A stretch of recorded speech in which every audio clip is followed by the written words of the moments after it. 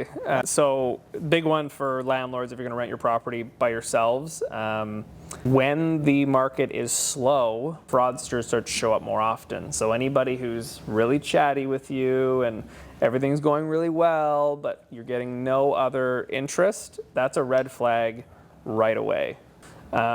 The best part about what we do when we provide our services and screening is that we don't listen to that crap. It's just there is a process, so just get to the next stage. So we had one in the super slow Q4 of last year. Mm-hmm. We were renting I think it's a 2 or 3 bed, like loft, 1,600 square foot condo right on the water in New Westminster. And it was pretty slow. Owner bought it as an investment property. So we had one person offer on, went through the whole process of screening. Got through our whole system, and we signed the lease, received the deposit in certified funds, which is one of the big ones. So we set the move-in date to get possession and the move-in inspection and everything. And so they show up and they brought their US passport. We deal with that all the time. Got plenty of foreign people coming over from the UK, Brazil, Mexico, China, India, wherever, software developers for the last couple of years for sure. Big time. And so we're used to checking this, and we look at this U.S. passport. This is a joke. This is embarrassing. So the passport was modified, but just like not good. Still the glue's still around. Yeah, like just not. And then the best part was that, and they'd already emailed us a photo of their passport unprovoked. And the passports weren't even the same. Like, it was just like not even the same photo. Like it's like they steal passports. I have no idea what these people do. But they were just 2 different documents. Birth dates wrong, some stuff obviously modified, and the thing didn't match the original one they sent us in an email. So it's just like red flags going off. So we said, okay, this clearly isn't your ID.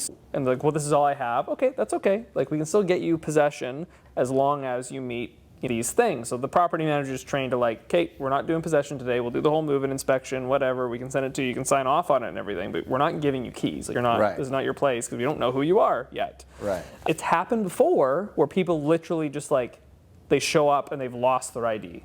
Right. And it's legitimate. And they're like, it's at home. They call their spouse or whatever, and like, yeah, no, it's right here. It's okay.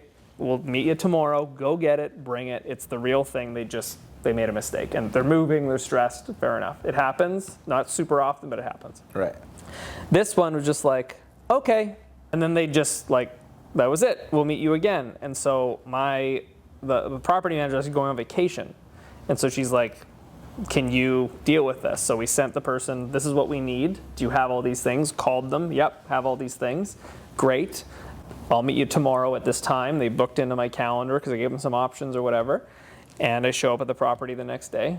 Nobody's there for like half an hour. And I text, and we already know they're messing up. Something's up here. So send them a text message, call them, nothing. And then this car just pulls in this cul-de-sac. There's plenty of those little cul-de-sacs down Quayside Drive and whatever, right? Yeah. And there's this person just sitting there. And I can kind of see him eyeing me at the lobby and stuff in the rearview mirror. It's just this like random lady or whatever. And so I'm like texting my property manager while they're on vacation because they're interested in this. This is the first time they would have run into this.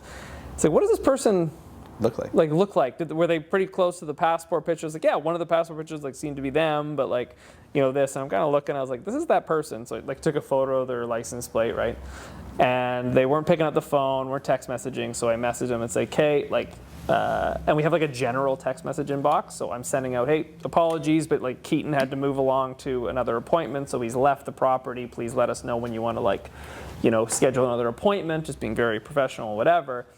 And so I get in my car and I leave, and I'm watching this van or whatever. I leave. It was a van too, sketchy. Well, it was like not like a van, but like, whatever, minivan or whatever.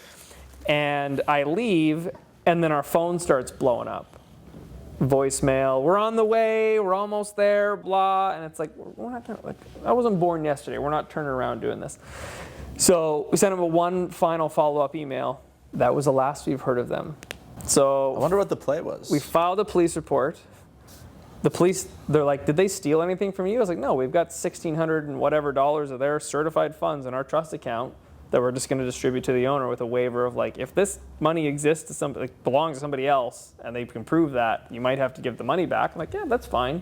Yeah. But okay, thanks for being diligent. So we sent that off. The place rented pretty quickly early January because the market turned a little bit. And those tenants are great and everything's fine. They just gave us $1,600 or whatever it was to try to mess around. So yeah, that definitely pops up. So when landlords are out there trying to do it themselves, this isn't great advice right now in a video, but it's like you got to be cautious. But like of what? It's like I can't explain that to people.